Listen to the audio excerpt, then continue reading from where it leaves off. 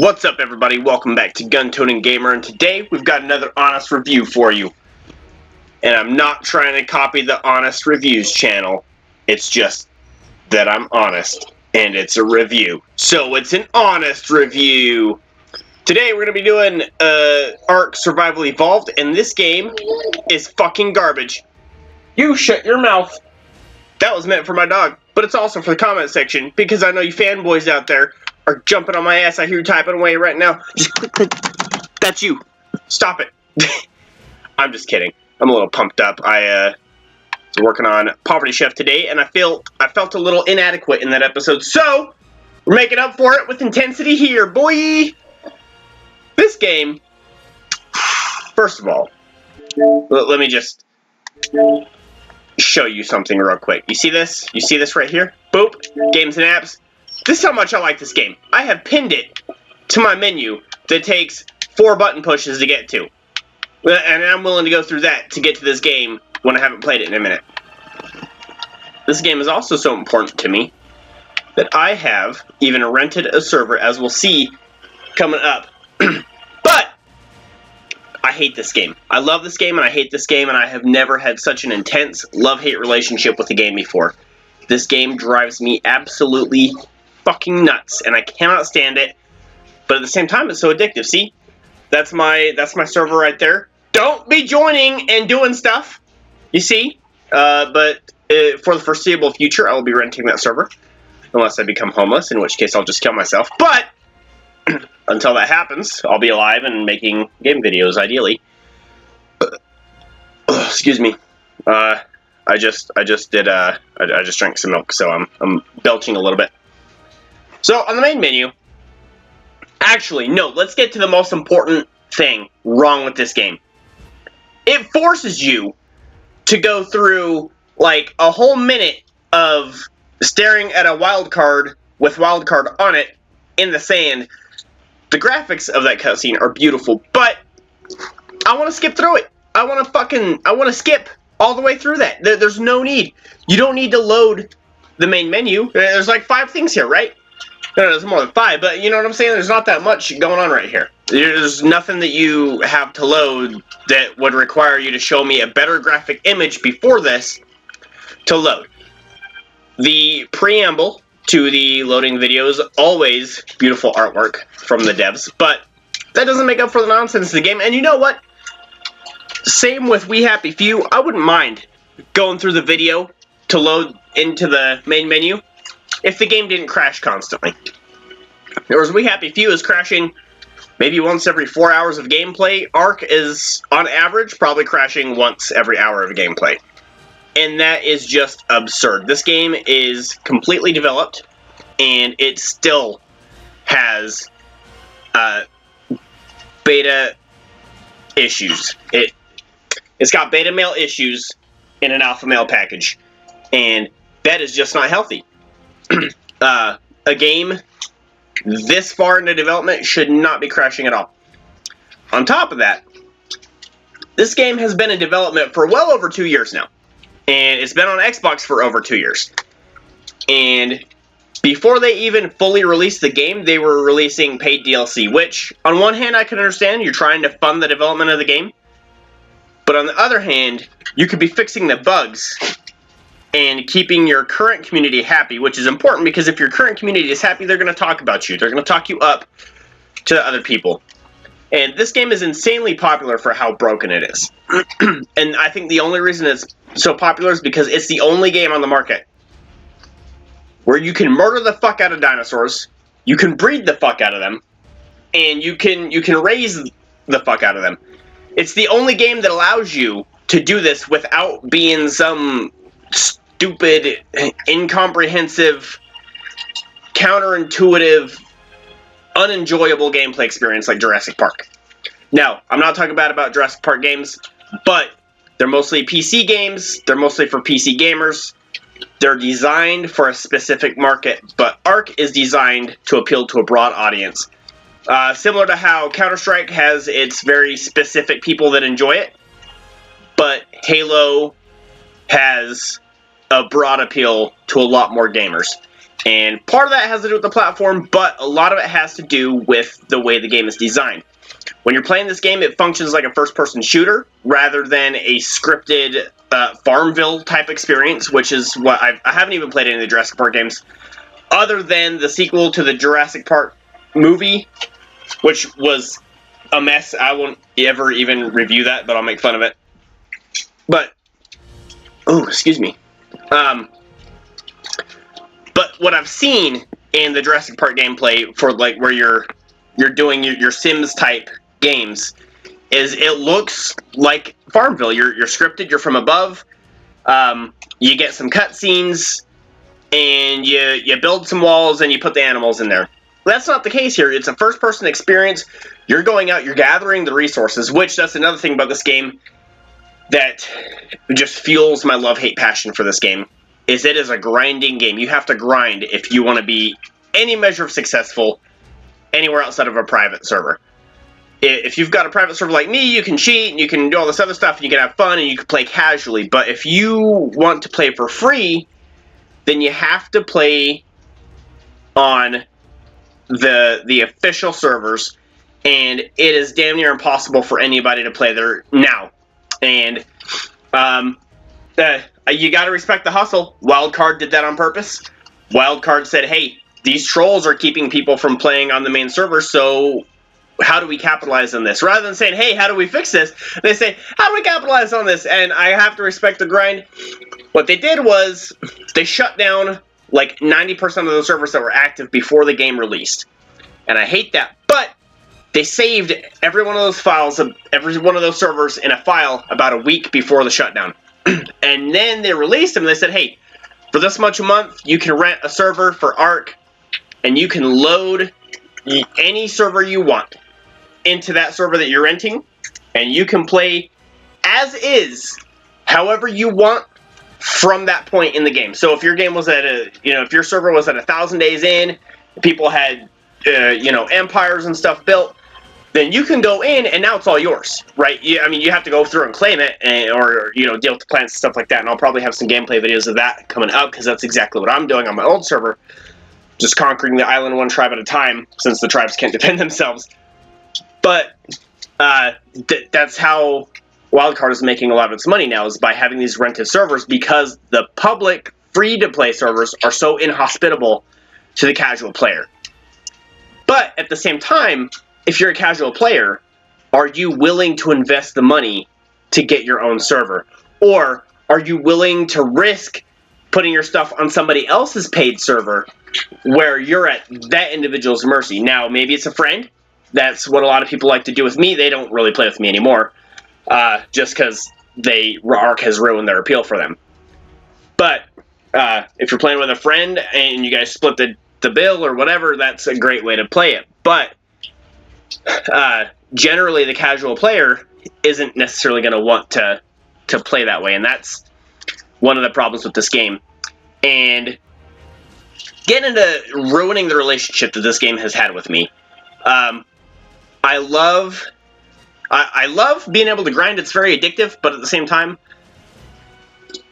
it's also very tedious. And that's another problem for the casual player, is the casual player doesn't want to go spend 5 hours gathering stone, and then come back, find out they're missing one thatch, and they have to go out and get one thatch just to build 5 walls. They don't want to do that. So the casual player is restricted quite heavily to playing on a private, unrented server. Now, if they get more into it, then maybe they'll risk playing public, and then maybe they'll get more addicted, and then maybe they'll play private, or rented private. But I don't know. It's crazy. And here's another thing, is when you're grinding, and it doesn't matter. I've done it on my personal server where it's just my Xbox, just using my Xbox. Nobody else's server, there's no internet connection, nothing. The game still lags. There's nobody else playing, there's zero structures, and I will still lag. Granted, maybe not as bad, but the lag is still frequent, and it's still heavy when it hits. It's like a storm. And when you start playing on even the rented servers, the public free servers, it does not matter.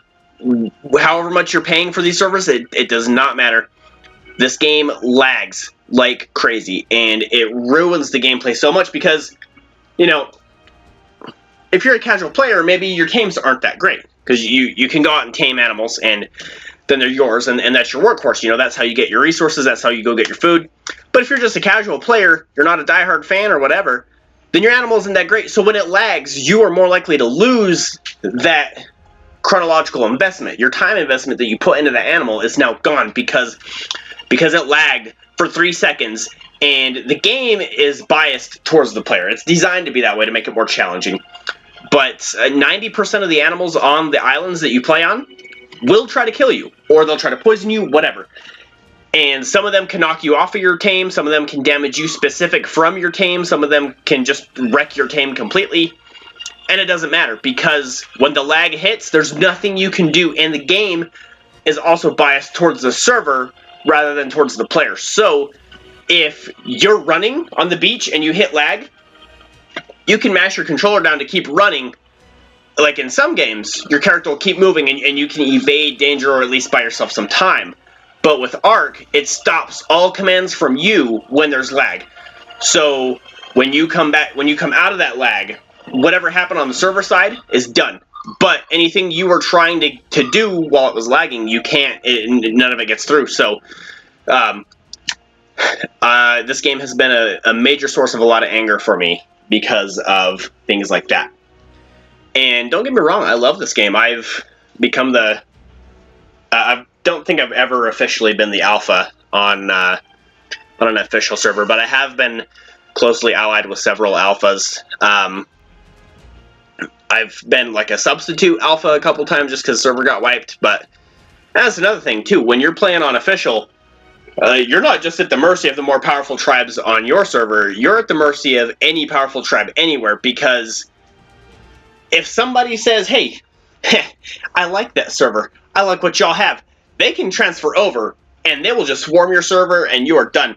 They will transfer over a whole bunch of their animals, the high-level animals that have been bred for generations and generations for war, and then they'll have a whole bunch of their people, and these are what we call mega tribes, and these mega tribes will come over and everybody logs into your server and then they just stay logged in.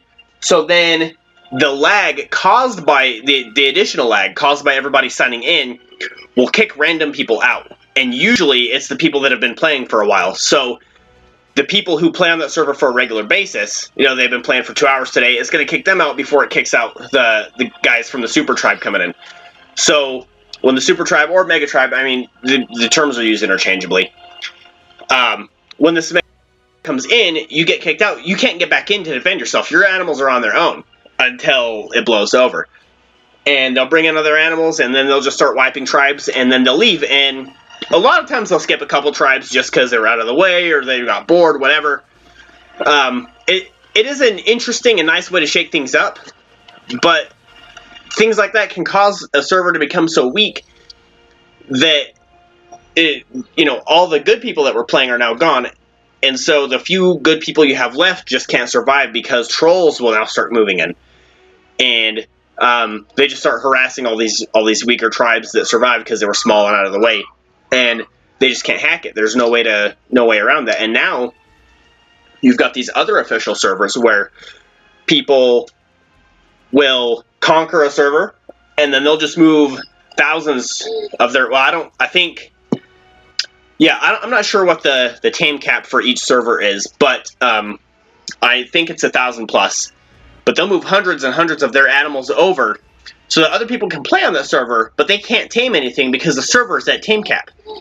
And Wildcard has specifically engineered the system to allow that to happen so that more people will rent servers. And I'm a sucker. I fell for it, but I think it's a sacrifice to make. Another complaint about this game is there's a dashboard, a news dashboard over here on the upper right hand side, but as you can see, I can't get the hell over there. I can't do that. So if I want to go see some news that was on the Ark News from a year ago, or even just, wait, what? Why is there... Okay, so this is weird too, is normally there's like a patch released every month, and those patches are out. Now, Extinction Chronicles, that's the next big thing coming out for Ark. That's dominating, and then Aberration, what you see up here, that was another expansion pack, a paid one. And that was a huge disappointment too. I'll get into that in a minute. But that's also dominating over here, even though it's been nearly a year since that DLC was released. And Aberration was a big disappointment. There's some pretty powerful animals in there, but as a whole, it only provides one new map and only 12 new animals. And those 12 new animals, I think 4 of them are just small little things that produce light, and the light scares away some other things that are native to those servers. And you can't, some of these animals you can't tame. Some of them are very painful to tame, and I mean that from a working standpoint. It is very tedious to tame some of these animals. And then half of them, I think, you can't even breed them. And of the ones that you can breed, I think you can breed all the small little ones that produce light, but I mean, that's like the dodos, right? There's not much point in taming or in breeding dodos. There are people that'll set up cockfights on some of the servers, and there'll be different tribes, and they'll take their dodos to a specified place that's neutral, and then they'll just have their dodos fight each other to see whose dodo is the strongest. But outside of that, there's no point in having a specifically stronger dodo. A stronger dodo provides almost zero beneficence to the tribe as a whole. Now, if you're breeding some like super dodos, you know, they're doing decent damage, and you put them in, say, your nursery, and a troll gets in there, then maybe your dodos are going to do a little bit of good. You put your dodos on aggressive, they might they might damage an unarmored troll who's coming in there. But if somebody comes through and destroys your base and starts killing things with T-Rexes and Gigas, or Branos, whatever, your dodos and little animals like that aren't doing anything for you.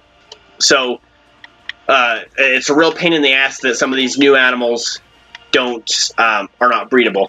Now, it's been a while since I did some research, but some of these other animals on Aberration, well, all the new ones are said to have evolved from something that's on Ark normally. But, and this is one thing that I was really excited about, they never told us what evolved into the new things, which is really annoying to me, because I'm like, yo, you know, I want to see what evolved into these things, because I'm really interested in the lore and all this other stuff, but they gave me in regards to that. So, as a dedicated player to this game, I did not feel incentivized to get the Aberration DLC. I haven't even been incentivized to get the Scorched Earth DLC. Well, I'll take that back. There's one good thing about Scorched Earth, and that's that when you go there, see, on the island, there's these red supply drops that spawn only underwater, and they have really good stuff in them. But on Scorched Earth, they're above water because it's like a dried up ocean. And you can get them there because Scorched Earth is really hot, but it's still kind of dangerous to get there, but it's still easier than going underwater. So that's the only incentive I had for Scorched Earth, which is another DLC. I didn't like any of that at all. So I've never gotten any of the DLCs, especially considering how the developers of this game have treated the loyal community. Their bottom line is about money. And the game lags a lot, they don't care. The game has certain bugs in it. It takes them months and months and months and sometimes years to fix some of these bugs. And there's still bugs in the game that are problematic or things that I don't like. I'll give them credit. There are a lot less issues than there used to be. But still, there's a few issues that just shouldn't even be issues, you know. For example, the default for public servers is that even if you're defending your own base, or if you're counterattacking somebody who started some shit with you, if you get killed by their plants or by their animals, you have a cooldown. And not only do you have a cooldown before you can respawn, but it starts at 1 minute, and then the cooldown doubles every time you get killed within a certain time period. So if I get killed 3 times within a couple minutes, then I'm now waiting 4 to 6 minutes to respawn, because the game penalizes those people. And the game is also, unlike most games of this type, where it's a builder and a shooter, the game is biased towards the attacker rather than the defender. So if you've built this palace or this castle, and you've got immaculate defense, you're still advantaged because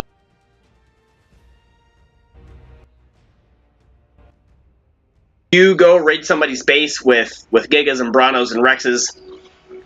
It's very easy to destroy their base than it is for you to defend your base and attacks with those animals.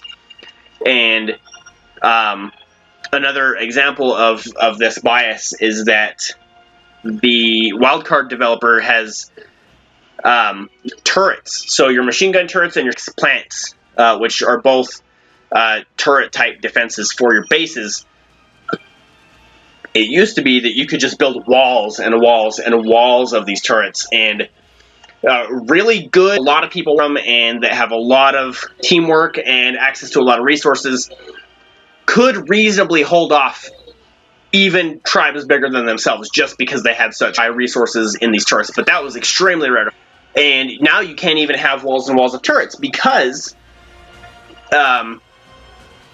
and a lot of ARC specialists, like channels that specialize in ARC itself, have covered this, is that so when they nerf the turrets, they increase the damage that the turrets do, but you can no longer have walls and walls of turrets. You can only have 100 turrets within, I think, a 10,000 block area, which is tiny. And I watched this video, I think it was, hey, be quiet. I can't remember his name. He's the guy that's like, what's up, everybody? Be sure to mash that like button. That guy. I just had his name. I just had his name on my. He's got this extra server where they have a character that dresses up like a clown, and they troll people that join the server, and they have chainsaws and flamethrowers, and they kill noobs. But it's just for fun. Thick Freedom, that's who it is. Okay, so Thick Freedom had his raiding specialist come over, and they had Stegos, which are an animal that specializes in defending because it's got the plates, so it takes less damage, and the rider can't get shot off between the plates. So what they did was they built the steel, or metal building rather, and they put the maximum number of turrets around it that you would normally see in a building of this type. And then they laid out 10,000 foundations to show you the volume that these 100 turrets could fit into. And then they attacked it with their Stegos. And the Stegos came in, they got right past the turrets, no problem, and then he put C4 on the walls and destroyed the walls on the turrets. And it was over in like 2 minutes from the start to the end, and there was 0 casualties for the attacker. And so nerfing the turrets has caused even more bias for the attacker, and it's a joke. It's a joke to play on public servers. You just can't do it unless you are basically wealthy and have nothing else to do with your time. Then, if you can afford to grind, then and you have the tenacity, to deal with people picking on you and to get back up and dust yourself off after getting wiped a couple times, then you can hack it. You can play on the public servers, but and I hate to keep getting on that. And yeah, so negatives out of the way, I think. Let's get into positives. The things that I really love about this game, and the reason why I keep playing it, is because it's just such a vacation experience almost. And don't get me wrong, like you're working your ass off when you're playing this game, but it's like living a new life because the game is so complicated and there's so much stuff going on, which is part of the reason why I find the lag to be excusable. And I really hope that they revamp the game for the next generation console. So PS5's Xbox, whatever Xbox is coming out with next, and on PC.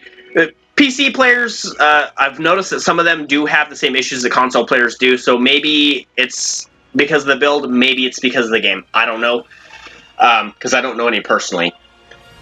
But the game does have a lot going on, and when I play it, and especially on my personal servers, like here, actually, I'd have to go into a different app, so I won't do that. But I can go in and I can change my server settings, so I can really customize my gameplay experience for my private gameplay. So I can And I think, like, when I go to join an ARC, the settings I have down here for the unofficial PC sessions and stuff like that, a lot of these servers will be, let's see if I can find one. They usually put it in the title, but they will just make it so that you don't have to grind at all. You go pick up one rock and you've got 10,000 in your inventory. Like, right here, Boost. This server right here, 2970 Island Boost, XPX 10 Tame, X50, Baby X50. So what this is saying is that the experience points that you get to put towards Engrams and developing better technology is 10 times the norm. And that's actually a pretty significant difference. When I play on boosted servers, I can't even enjoy it because everything just moves. It just progresses so fast and it's so easy that I just get bored. And taming speed times 50 and baby race speed times 50, that is insane. Like, essentially, that baby's an adult by the time it hatches out of an egg. That is ridiculous. Now, some people can't play. Like, I tried on my server right here to get people to play, and my server's not boosted because I don't think that's fun. People will join for like 10 minutes and then they'll leave after they realize it's not boosted because I think it's a generational issue, really. They want that instant gratification and they can't get it with ARC and they can't get it with official settings. Now, that being said, I do have some other things customized. I think... So, ARC originally came out with like a 2 times weekend thing, and then they nerfed that because one person complained and just bullshit because corporations love to pander to the vocal minority. And you're probably going to, if you join my other channels, you're probably going to hear me discuss vocal minorities quite a lot. But I've set my server to constantly be in that 2 times. So it's not really boosted, but that 2 times taming and that 2 times experience and 2 times resource gathering makes a huge difference. It makes the game more palatable while also making the game not too easy to play that it becomes boring. Right? And it keeps the challenge there while taking the edge off. Now when I'm playing, it tells you the level of the animal before you tame it, so you can go knock it out, and you can decide, okay, this is the level I want, or this is not the level I want. And you can really customize your... And you can look at the stats of each animal, too. So you can say, okay, it's got this health, it's got this stamina, it's got this oxygen, it's got this damage. And you can look at that and say, you know, this isn't what I'm looking for. You either kill it and get the meat or just let it go, whatever. And even those choices can allow you to make this a really good roleplay experience. And a lot of people do love to use this game for roleplay. And in fact, I think I will be using roleplay for my series in this game. But, forgot what I was going to say. You can customize your gameplay experience in your taming and breeding experience based on just seeing what stats each animal has. So you can say, okay, this animal that is knocked out has really good health, and then after you tame it, so you can feed it or whatever, and you can get an even higher health stat, and then you can, okay, you know, I've got high damage and stamina already, and now this one has high health. I can breed that into my population and get a better animal. And so that breeding mechanic, along with that customization, the customizability, and the diversity among your wild animals, really makes the game enjoyable, and it makes it a really unique experience. Because I love games with dinosaurs, but like Turok and Jurassic Park, the sequel game, they don't really let you have as hands-on of a breeding experience as these games. And in the case of Turok, you can't breed at all. So the breeding mechanics in this game are pretty accurate to like being a dog breeder, and I am a dog breeder as well. So, and I breed rabbits too.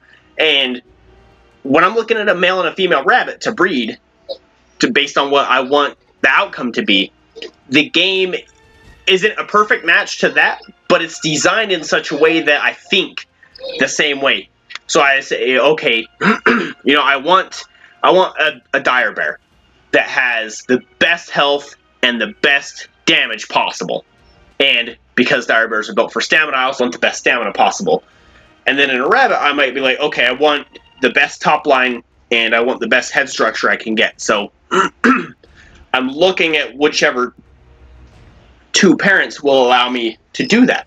And so that's why I really enjoy the breeding experience in this game. And you can also farm. It's not, you have to build crop boxes, which are really weird, but you can still farm. You can still farm plants. I'd love to see a selective breeding engine in this game for plants. So I've got these plants that produce more food. I've got these plants that tolerate drought better. I'd love to be able to do that in this game. I doubt that's ever going to happen. The devs of this game are so ridiculous and lazy that they won't even let you breed scorpions or spiders because I can't remember the exact wording, but they claim that getting the animals to breed in a way that would be functional to the game would be too difficult. But I'm like, okay, you know, brontosauruses did not lay one egg at a time, but that's how you have it in the game because you made a compromise between realism and an effective, balanced gameplay experience. You can do the same thing with scorpions and spiders. Yeah, in real life, just like brontosauruses, they lay hundreds and hundreds of eggs, but you can make it so that the scorpion lays maybe one egg cluster or one egg specifically, and then you can develop it based on that, but they don't want to go through that mental work to put it in the game. I don't know why. I think scorpions would be a great thing to be able to breed because you get some good-looking scorpions, and scorpions can be very versatile, especially for a beginner to mid-level player. And even then, if you're using them for a defensive purpose, they'd be great for even upper and tech-level tribes, I think. I'm sighing a lot, I'm sorry. So yeah, we're probably not going to get a plant breeding engine, even for Species X. Like, it's a plant that does damage to other things, so being able to breed that would be very nice. Resource gathering, love it. Breeding, love it. Fighting engine, it suffers a lot because of the lag, but I think it has a lot of potential. There's a lot of, and especially if you ever watch people troll in this game, there's a lot of guerrilla warfare tactics that are very useful in this game. You can wear a ghillie suit, and it actually works pretty well in the grass. Like, it's really fucking hard to spot people wearing ghillie suits if they're in the grass. If they're on the beach, it's a piece of cake. But if they're up in the plants, then it's hard. I'm trying to think what else. The building is weird.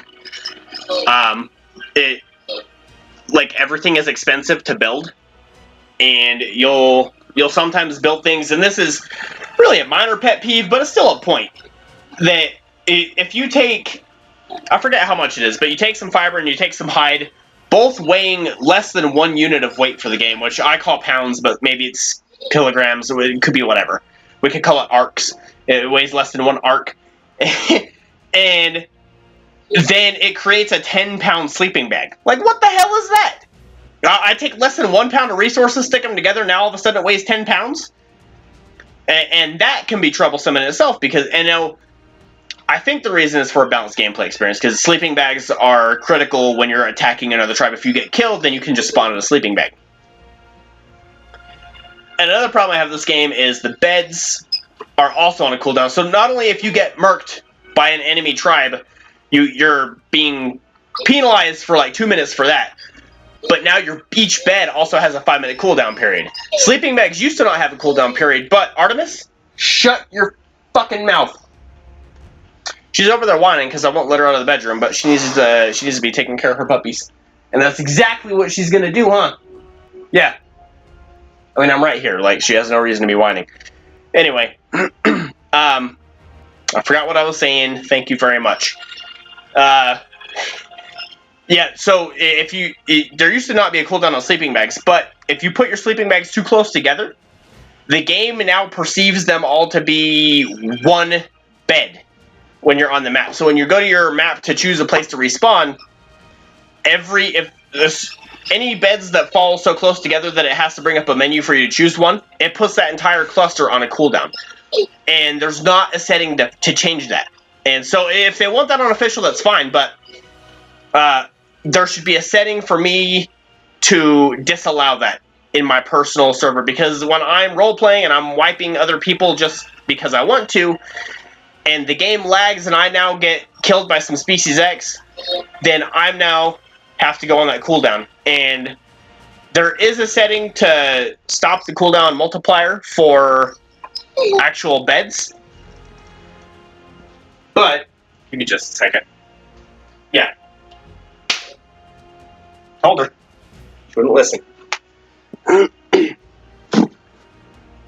Hey, I'll let you out in just a minute. She probably needs to go potty, so I gotta wrap this up. And this has been a way longer review. I mean, there's a lot of stuff in this game. There's a lot of stuff to review. There is a setting for turning off or reducing or scaling up the cooldown multiplier for respawning from enemy tribe deaths, but last I tried, it does not apply to sleeping bags. Or actually, no. It doesn't apply to beds at all. So your bed cooldown is there no matter what. But you can change the cooldown multiplier for getting killed by an enemy tribe.